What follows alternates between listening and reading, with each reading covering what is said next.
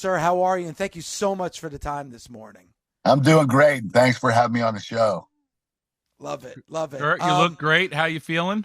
I'm doing well, Thomas. How are you? I'm well. I just saw you in a singlet in Steelers gear, and Yeah, were you I did stretching Kyle Brandt? What's going on there? Well, what we're doing is we're promoting the Steelers-Ravens game. It's going to be a commercial that's going to air pregame for the Pittsburgh Steelers and the Baltimore Ravens on Sunday. It'll be on CBS. And Kyle Brandt and I actually have a little wrestling match. And I can't tell you the winner, but it was a lot of fun. And I'll tell you this, the guy's talented as hell. Yeah. I mean, it didn't take him long to pick up on the wrestling skills. And this guy's cutting a 3-minute long promo while he's wrestling. I mean, it was just like blew my mind. I saw him do it with the running backs. MMA fighter. Gosh, what's his name? I can't remember his name right now, but he did this with an MMA fighter, and I was totally impressed. But when I saw him do what he did in person, wow. He literally cut a promo while he was wrestling. Like he was selling the ankle lock, and he's cutting a promo while he's selling it. I mean, it was just ridiculous. That's and awesome. The guy's just so talented. I know he's done a lot of these things, and he did one, I think, with Goodfellas that he did a gimmick video for. But these things are really cool. He does like 80 year every 2 weeks during the NFL season. He does like team versus team, and he represents a team and another celebrity represents the other team. And it's really cool. Just think of that. I'm going to step into the ring with Kurt Angle to cut a promo. Of all people, Kurt Angle. It was fun, man. That's awesome. Yeah. You know, Kurt, there's so much to get into this morning. We truly appreciate you coming on. And one of the things is about the U.S. Olympic wrestling team. You were in the SiriusXM studios some years back when it seemed like the future of wrestling in the Olympics might have been fading, and you helped save that and help bring it back. And now you're collecting funds for the U.S. men's and women's wrestling teams. And I know that's something that's very near and dear to your heart. Yeah, the reason I'm doing this is because I don't know if you guys know this, but like countries like China and Russia, and many other countries, their governments pay their Olympic athletes to train and compete full time. So they don't have to get jobs. They don't have to make a living. All they have to do is train and compete, and they're taken care of. We don't have that luxury here in the United States. So our athletes, for the most part, have to get jobs, and they have to train around their work schedule. And that doesn't fare very well for an Olympic athlete. So I'm here to raise money for USA Wrestling, the men's and women's Olympic freestyle wrestling teams, and the men's Olympic Greco-Roman wrestling team. And I want if anybody wants to donate out there, go to kurtangle.org. kurtangle.org. Go to that link, tap the link, and donate whatever you can. Listen, the 2024 Olympics just ended, and these guys are already trained for the 2028 Olympics. And the new people coming in at the 28 Olympics will be their first Olympics. They started training too, so they're here early on. And so am I, because I don't want them to get jobs this year, next year. For the next 4 years, I want them to focus solely on training and competition. That's awesome that you're doing that. Hey, just let me ask you a question. What do you feel is the hardest style of wrestling? Like, that's tough. I mean, there's freestyle, Greco-Roman, and schoolboy. I think that schoolboy is probably the hardest. That's the one you do in high school and college. I wish that they would change that. I wish that USA Wrestling would gather with the NCAA and turn the wrestling into freestyle wrestling, because that's the most popular sport. That's the Olympic sport. Right. That's what they do in the Olympics. But for some reason, we have our own style of wrestling, and it's not good, because when you transfer from amateur to pro or amateur to the Olympics, you're doing a completely different style. Right. Like in the Olympics, you're not allowed to expose your back to the mat. Doesn't matter where you are, what position. If your back exposed, you get 2 points. So in amateur wrestling, you can do rolls and roll through and not get scored on. So it's a little different. And our athletes have to adjust from college and say, okay, I need to start over again and train Olympic style wrestling. So it's a disadvantage for us for the Olympics, because our athletes are doing schoolboy all the way up until after college. You know, Kurt, and, you know, I'm old enough to remember how significant those 80s Olympic Games were, especially the Winter Olympics, at a time when there was like the country was fractured in a lot of ways. And I feel that again here in 2024. And I think, honestly, the Olympic Games once again can really help get us back together, because sports at the foundation really helps to do that in all walks of life, doesn't it? Yeah. The Olympics always brings the country together. I mean, if you're from the United States of America, you're going to be cheering for, on major TV. All the major networks are going to air the Olympics. At least NBC will. But we're all cheering for our athletes. So it does bring camaraderie, and something that we need right now, especially with the country being so divided. But the one thing about the Olympics is it brings everybody together. Yeah, I totally agree. We got to get into some wrestling talk with you, Kurt, because that's what we do here on Busted Open. And I've said it on this show many, many times, and I've said it to you when we've had you on previously. And I know that you've kind of talked about this a little bit recently, is about your work in TNA. You're a WWE Hall of Famer. What you brought to the WWE, incredible. Not only inside the ring, but maybe even more so outside the ring. But when I look at the greatest matches of your career, I really felt that came from your work in TNA. Do you agree? Yeah, I agree. And the reason is I came into my own when I entered TNA. I mean, I was in my 7th year of wrestling, and in pro wrestling, Tommy will tell you this: you can always get better. It doesn't matter how experienced you are or how long you've been wrestling. You can always get better. But I think that I stepped into my peak my 7th year, and that's when I went to TNA. And for the next few years, I had probably the most consistently highly rated matches, more than anybody. And I'm not tooting my own horn. I'm just being honest. And that occurred in TNA. I wrestled AJ Styles, Samoa Joe, Sting, Jeff Jarrett. There are a lot of other athletes, Bobby Roode, James Storm. There are a lot of great athletes that came out of TNA, and some of them are now WWE superstars. Yep. Dave, I'll tell you firsthand, and I mean, they made a T-shirt out of it, but me, Eric Young, and Bobby Roode would just go, no, Kurt's a cyborg. He's a wrestling cyborg. And I'll never forget, he's got ice on the back of his neck, and he's got ice on his leg, and he's got ice on his knee.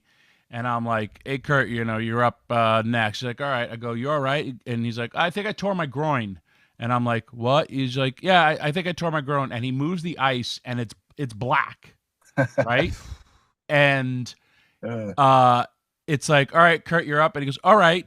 They take all the ice off, and he literally just walks to the ring and then just goes and has this incredible match with a torn groin. And we're in the back and just like, well, no, it's Kurt. So it's like, it's okay because he's a cyborg. He's not human. And but these are the performances. And like, I wish the fans knew about like how beat up he was, and then still putting on these, I mean, banger matches, 5-star match, whatever you want to say. And he did it all the time.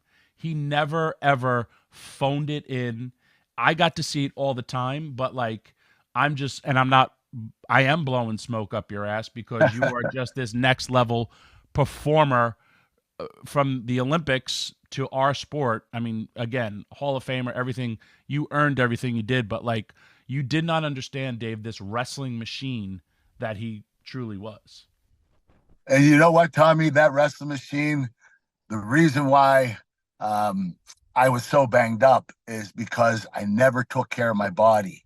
Right. I literally, what you said, I was icing my neck and my groin and my knee and just going out there and wrestling. I wouldn't warm up. Like, I wouldn't warm up or cool down. I wouldn't stretch. I didn't do any of the things that people were doing to make their career longer. And but I kept getting injured, and I didn't learn that, hey, you need to take care of your body in order to stay healthy. And that's the reason why I was injured all of the time. And that's my own fault. You also didn't take my advice of, Kurt, be more like me because fat absorbs, muscles tear and rip. Wait a minute. What you look like? Who's the bodybuilder you look like? Frank Zane? A chubby Frank Zane. Thank you. No, you have to build, Tommy. You just have a little bit of fat around you. Yeah, just a lot of it. I'm like a ribeye. You get off the fat, and then I become a filet mignon. I'm still waiting for my filet steak. That's amazing. Oh, Tommy, you're the best. Uh, Kurt, when I think of your TNA career, I think about the feud with Samoa Joe that people still talk about today. And one thing I thought was huge and I thought could have been even bigger was the Main Event Mafia. 2009 was such a great year. And like, what were the plans for the Main Event Mafia initially, and how did you think it, played out? I wasn't happy with the way it played out. I think we could have had a much longer reign. It's unfortunate because any faction I've ever been with never lasts long. Team Angle didn't last long. That only lasted about 8 months. The Main Event Mafia might have lasted maybe a little under a year. I think having all those legends together was really special. And I thought it was a super honor for them to make me the godfather, the leader of it. And because, Kevin said, guys, listen, Kurt needs to be the leader because he's a workhorse. He's the one that's going out there and working every single night. So that was cool that they gave me the opportunity to be the leader. But I love the Main Event Mafia. I thought we had something special. I just wish it would have lasted longer. One thing that's been talked about a lot lately, and it's unfortunate, and because I'm a big fan, and he's somebody that grew up a fan and I thought did a tremendous job, and that was Baron Corbin being let go by the WWE. Really talented dude. Obviously, Kurt, you saw something in him as well. Your last match was with Baron Corbin at WrestleMania. Your thoughts about Baron Corbin, what you think the future might bring for him? Oh, Baron's really talented. I see a lot of potential in him. I was really disappointed with what WWE did with him. I mean, they pushed him at first. They had him beat me at WrestleMania for my retirement match, which is fine. I was okay with that. But then afterward, they had him win King of the Ring, and then he kind of fell off the radar. And he never really made it back, at least not to the extent that he should have been. I mean, when you win King of the Ring, that means you're going to be a future world champion. And that did not happen for Baron. And I was really disappointed. Listen, I left the WWE in 2006, and I came back in 2017. I knew that they were going to have some feelings about me, and I knew that they weren't going to treat me to the, as good as they would have if I wouldn't have left. I think that, they kind of stuck it to me, and they had me lose a lot of matches, and which is fine. I understood. I knew I was going to retire. I wanted to retire in WWE because that's where I started my career. And it just was a little crazy how they really didn't want to do anything with me. They just wanted me to do jobs for the wrestlers. And, it was a little disappointing, but I totally understand why they did that. It's just that I just wish that Baron Corbin would have had a much more successful career because he deserves that. Kurt, is there anybody like either in NXT or that you see something where like, man, this person could be the next big draw in wrestling? You know what? There are a lot of people. I don't know any, can't remember any names, but I watched NXT a few different times, and man, they got some talent down there. And you know what? The thing is, that's a tribute to WWE because they have the proper training now for their athletes. When I was wrestling, we didn't learn how to cut promos. All I did was learn how to wrestle at the Dory Funkin' Dojo camp. And then I went to Memphis for 5 months, and they barely had me do anything. I never did a promo. I might have done one. And then they would only have me wrestle for 5 minutes. And then all of a sudden, 7 months into my career, I was only wrestling for 7 months. Vince McMahon brings me on the TV, and it's like, holy crap, I'm not ready, Vince. I didn't know psychology yet. I barely knew how to structure matches. And Vince McMahon, my first night on the air, he says, listen, you're gonna cut a promo tonight, and then you're gonna have a wrestling match. I was like, holy shit, I'm gonna cut a promo. I don't even know how to do that. And he says, this is what you're gonna say. And he starts telling me, and he's talking for 5 minutes. The whole time I'm not listening because I'm like, holy shit, this is a long promo. And he gets done, and I said, Vince, I'm sorry, I didn't hear a word you said. Could you repeat that? He said, I'm going to tell you one more time. You go out there, you either sink or swim. Okay? If you swim, you're hired. If you sink, you're fired. It's up to you. So I went out there, and I got about 80% of it right. And he said, you know what? I think I have someone that has the ability. And so he continuously had me week after week cut longer and longer promos. And I was getting better at that. But my wrestling still wasn't that great. I would literally have the wrestlers that I would wrestle would talk me through the matches.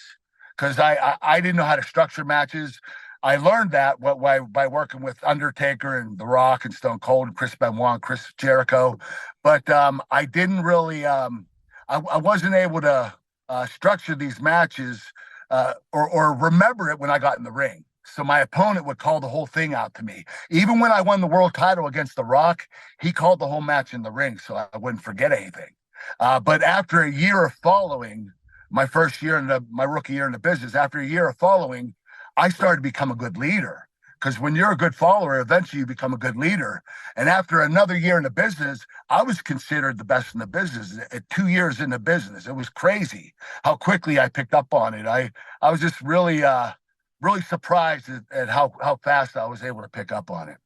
I mean, you grew up in the WWE. You had said something off the air, which really I was like, wow, because you were like, I was only in WWE for 6 years. And like that first year, you're learning.